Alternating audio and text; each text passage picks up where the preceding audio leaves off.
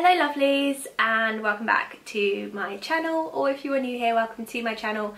My name is Kirsty and I make psychic and spiritual content, so if that's your kind of thing, stick around and join us by subscribing down below. So, I started to notice that I was getting a lot of questions like, how do you protect your energy when you're reading? How do you read? How do you do this stuff?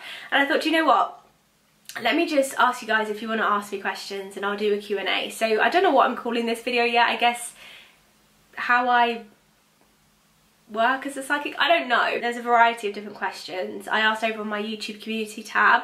I think I got about 9 or 10 questions in total, so I'll try and answer all of them. So if you do enjoy this video, please, I was about to say reading, it's not reading today. If you do enjoy this video, please do hit a lovely thumbs up and leave some love for me down in the comments below. Let's see, let me go over to, okay, first question, how to protect your energy even from your own family member?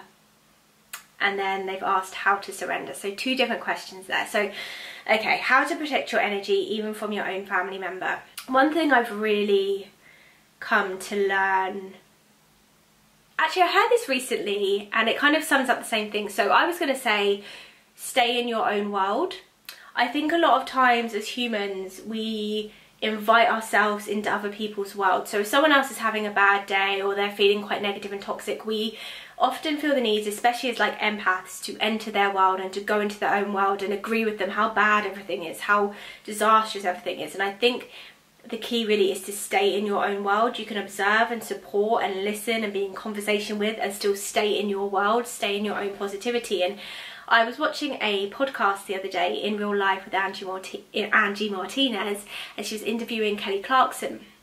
And Kelly Clarkson said her therapist said something very, very beneficial, which was, you do not have to attend every argument that you are invited to. And that is the same thing. You do not have to attend every negative conversation you are invited to. You do not have to attend every negative energy you are invited to. You do not have to attend.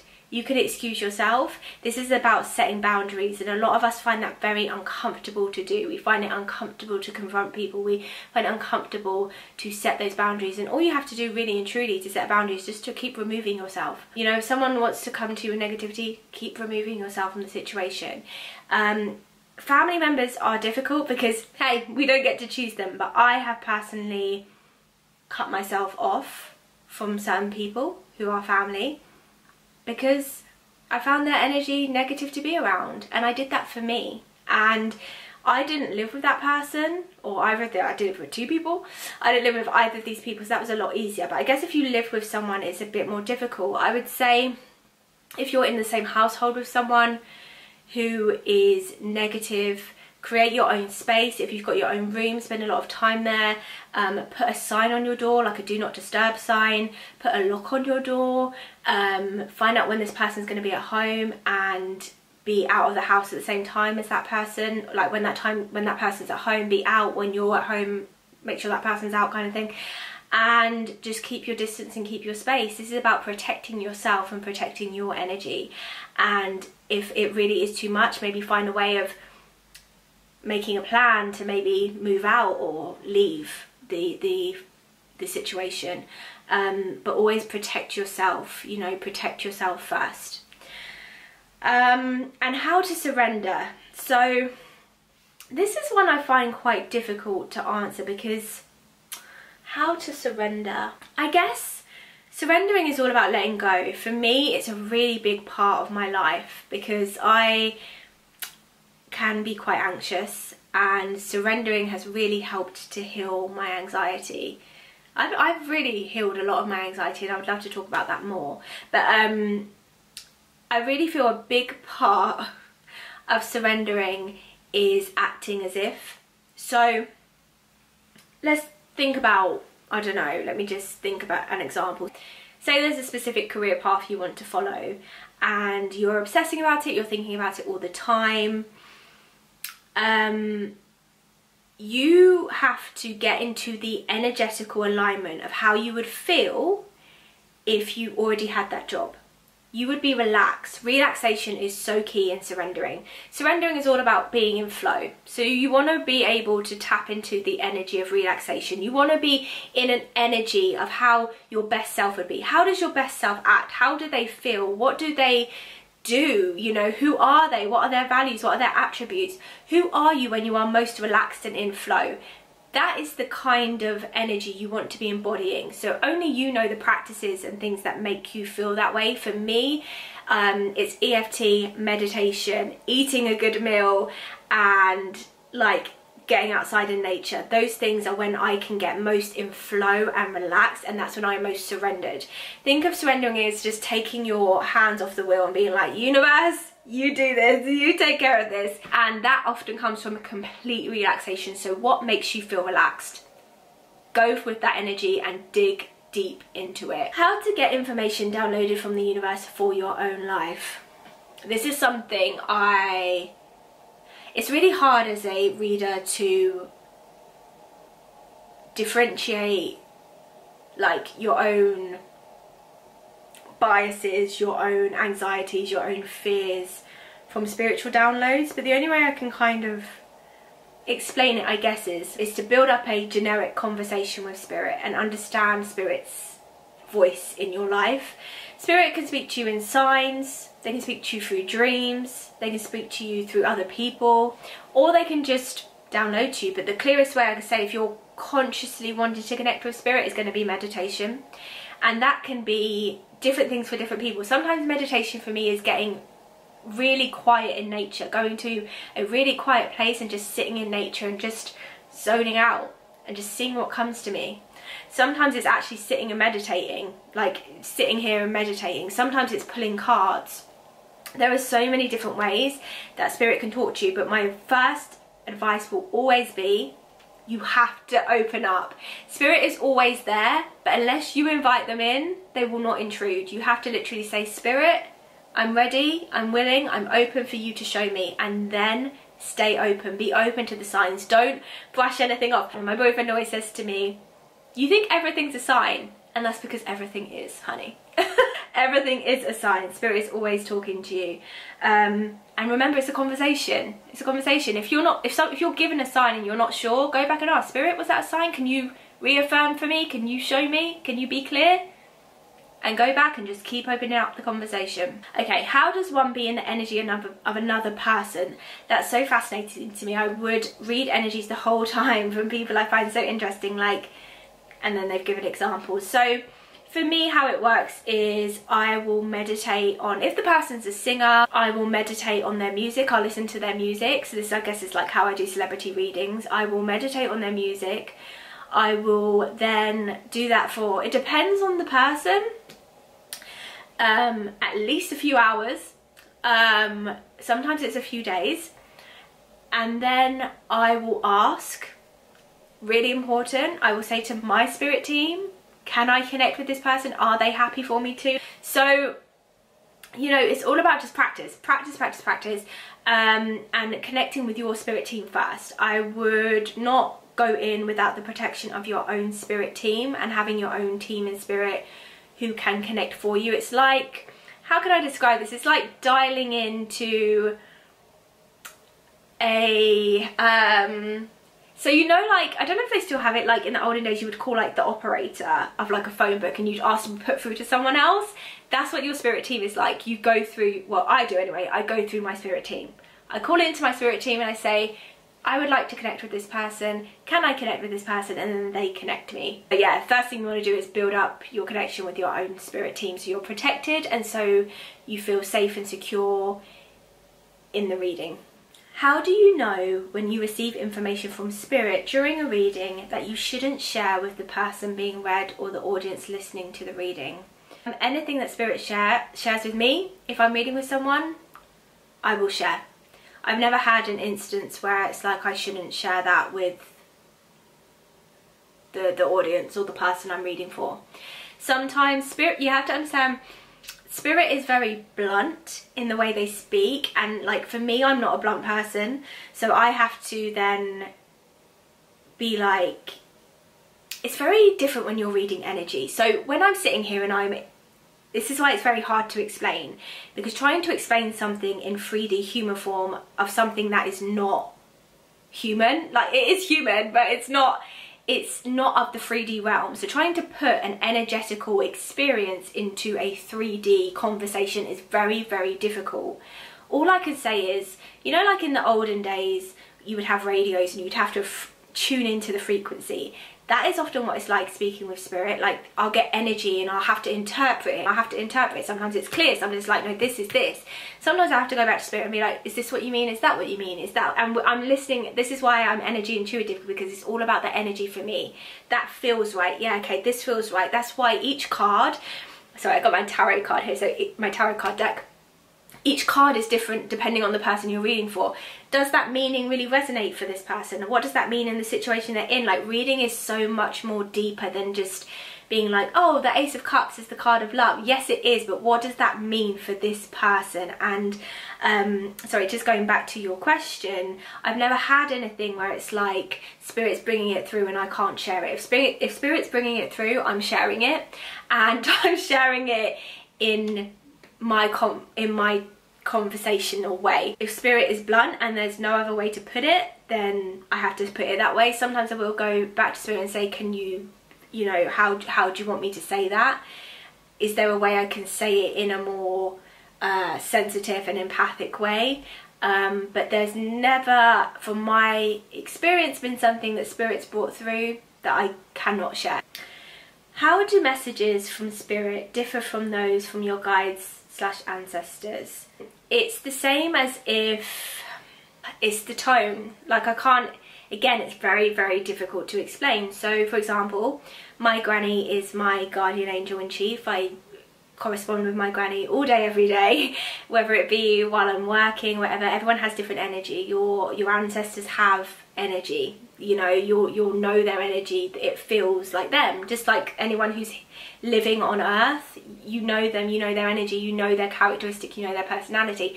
Spirit, on the other hand, is a bigger energy. It's just, you know, when you open up and you begin to work with these energies on a daily basis, you get to know them. You know them like you know your best friend. You know them like you know your partner. You know them like you know, I don't know, everyone has different energy. So yeah, that's kind of how. It's really hard to explain. Again, it's like you're taking that out of human experience and trying to put it in a human explanation. It's quite difficult to do, but all I can say is, like, my grannies, for example, you know, on my spirit team, I know their energy, I know them. You know, it's like you know your friends or your family on earth. I know my friends and my family in spirit. And then there's spirit, who is bigger than that. It's like a bigger energy. It just feels different. It's a feeling, and you know, as with any feeling, it's very hard to put into words, but that's how you know. And when you go on the journey and you start working with spirit and your own spirit team, you can just feel the difference. How do you clear energies you don't want? And how do you make sure your chakras are spinning clockwise and well? So how do you clear energies you don't want? Personally, for me, I will have to Palo Santo or sage myself and the area. I ask spirit to come in and cleanse and detoxify. I will remove myself from the situation if I have to. I will get out into nature. This is all about cleansing and clearing, so you want to set that intention. So that could be through smudging, burning, like I said, sage, Palo Santo.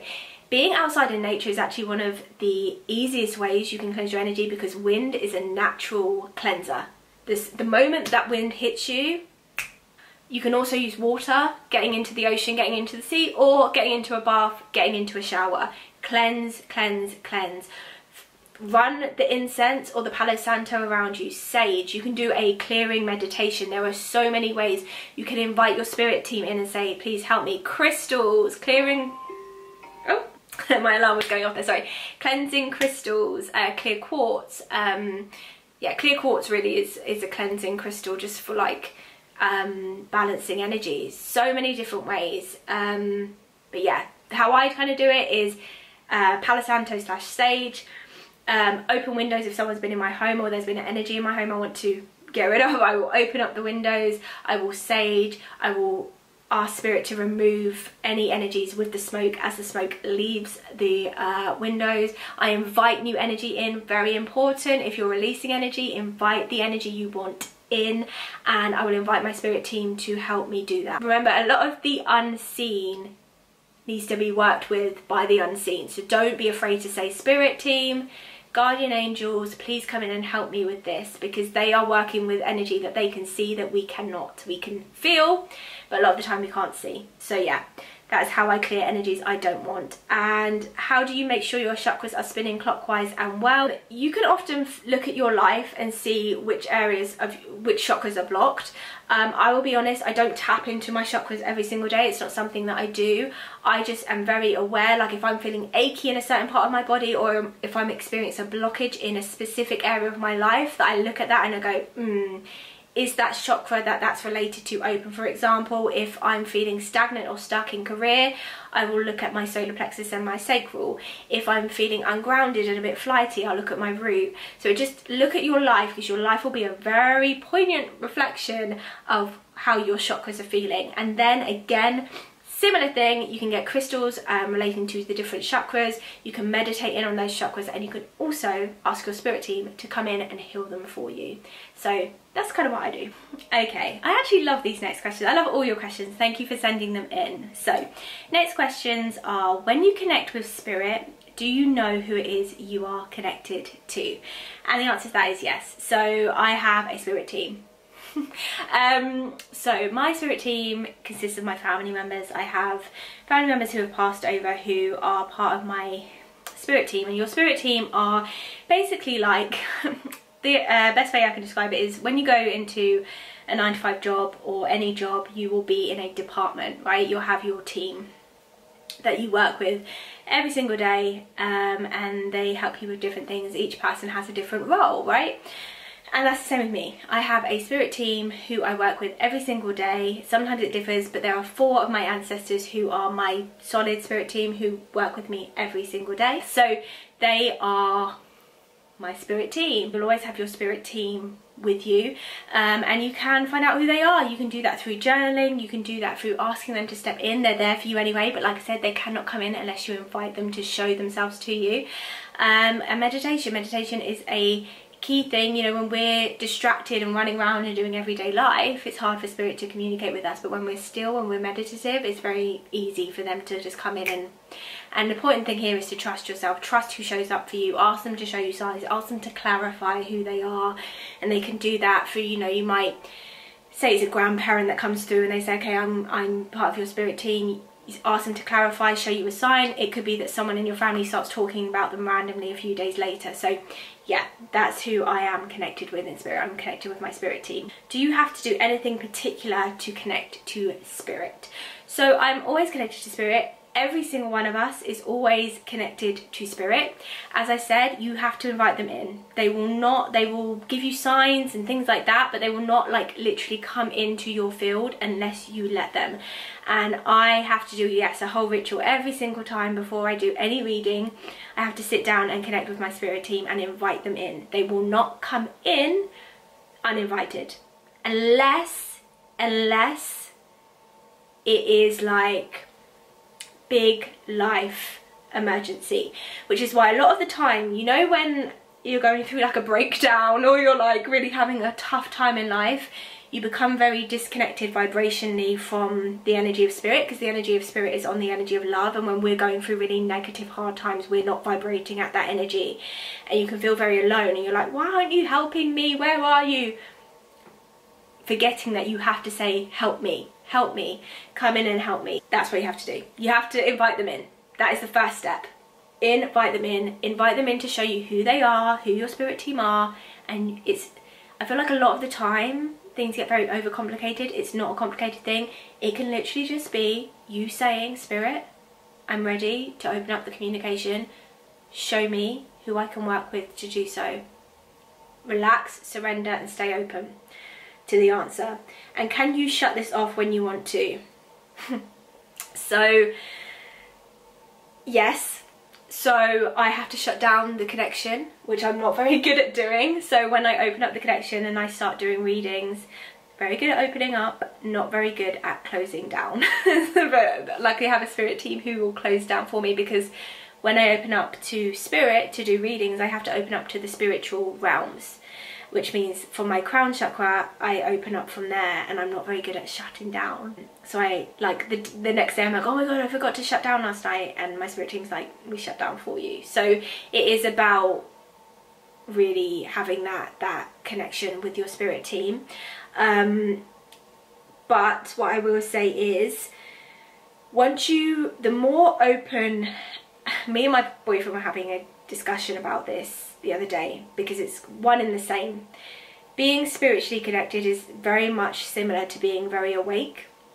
A lot of people in this world are not awake, they are not aware, they are sleeping. And that sounds really like obnoxious, it's not. The more awake and spiritually awakened you become, I will give it a disclaimer, you cannot shut it off, you cannot go back. Once you walk this path, you are walking this path, and you can either stay where you are or go deeper into it, but you cannot shut it off and go back. But if you're talking about, can I shut off messages, yeah, I can. I can just close down. Same way I open up, I can close it down. Great topic, thank you. My questions are, what does your diet consist of? Do you not eat certain foods? I eat everything and anything. Another preconception that to be spiritual you have to be on juice cleanses and vegan and eating plant-based, and no. I eat everything. I'm a meat eater, I eat junk food, I eat sugar. I have a very balanced diet. I also eat fruits, veg. I eat everything. I am a Taurus, I am a foodie, I love food.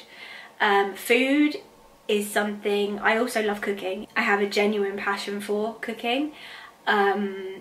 It's something that, you know, like everyone should have a hobby where, like, it's not something you do for work, it's not a side hustle, it's not something you do for anything, you just do it because you love it. Cooking is that for me. I just love being in the kitchen, I love cooking. And there's nothing that I don't eat. I eat everything. Lots of water is the one thing I will say is very, very key with any energy work you're doing. Lots of water, and if it can be like high quality water, you know, like filtered, even better for you. I'm not very good at that, but yeah, I eat everything and anything, and I try and drink a lot of water. Next question is, how do you protect yourself, and how long does your protection last? Protect myself daily. I don't know how long it lasts because I'm constantly doing it, and it just depends on how I feel. If I feel like I'm in situations in life where I need extra protection, I will literally say to spirit, like, we need to ramp it up. I will protect myself before I do every reading, because I read daily, in personal and private readings, and in celebrity readings when I'm filming as well. I'm reading literally daily. I will ask spirit to protect me there. I am very empathic, I'm very sensitive, I easily take on other people's emotions, so I have to protect myself. I do so through asking spirit to come in and help me. I have a tiger's eye necklace. Tiger's eye is my crystal of protection. I will hold the tiger's eye, I'll wear the tiger's eye. I will also Palo Santo myself as well if I've been around energy, because part of protection is also cleansing and keeping your energy cleared. So if you've been around people who zap your energy, or you're feeling tired, part of that is also you taking responsibility for your energy, resting, taking time out, saging, Palo Santoing, and looking after yourself. But really for me it is about saying, you know, connecting with spirit and them forming that bubble of protection around me. But I'm always protected at all times, always. When you're working with energy, it's the #1 thing you have to do. And do you protect your house and perimeter? Again, yep. I work from home, so every energy reading I do is done in my house. And yeah, so I have to, and I would anyway, even if I didn't work from here. Do you wear certain clothing? Nope. I wear normal clothes that I like. Yeah. I also am very into sustainability and not shopping directly from the high street or from clothing brands. Sustainability is very important to me. I've never spoken about this on here.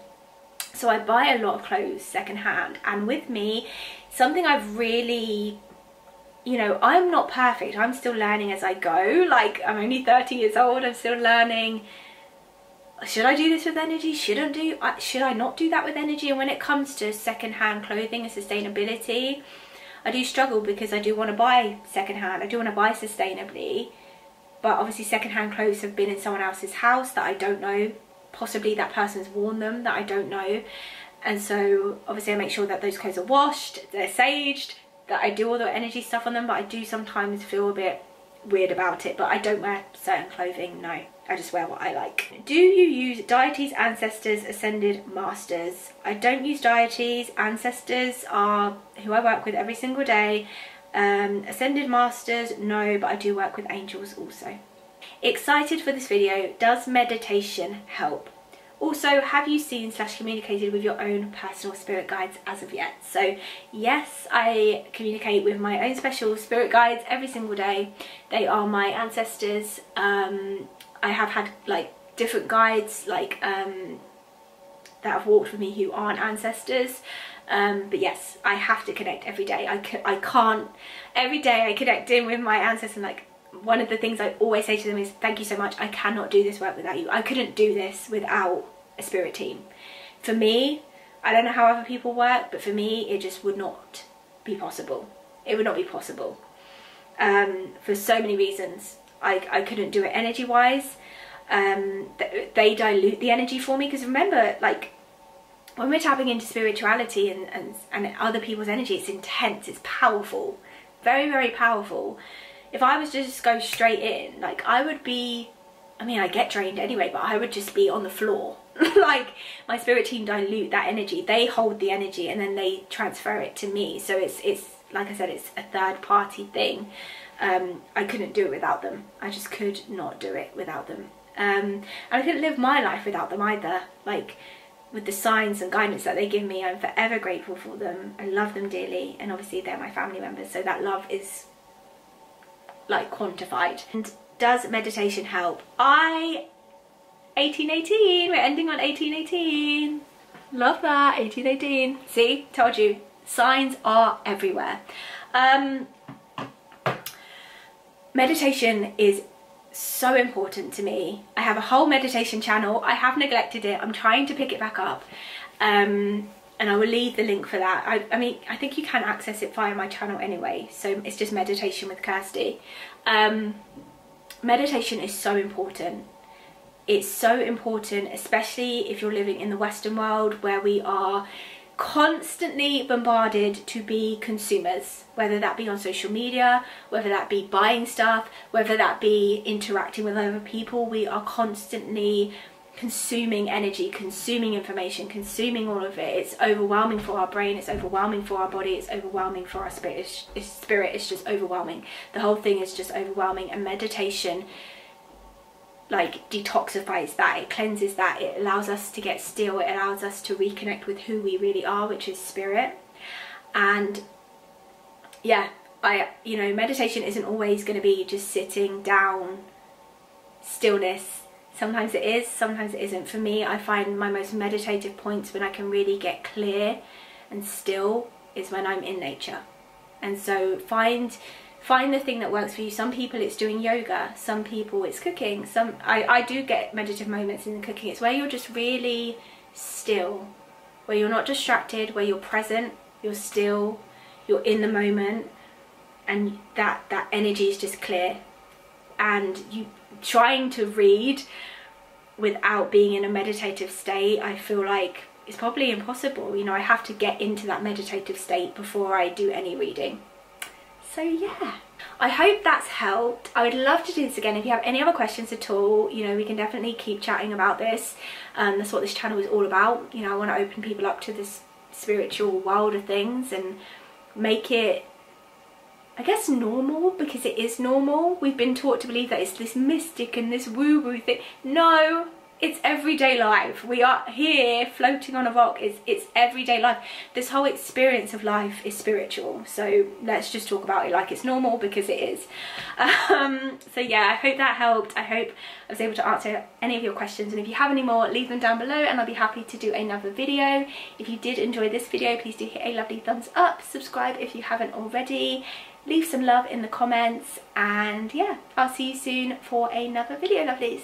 Bye.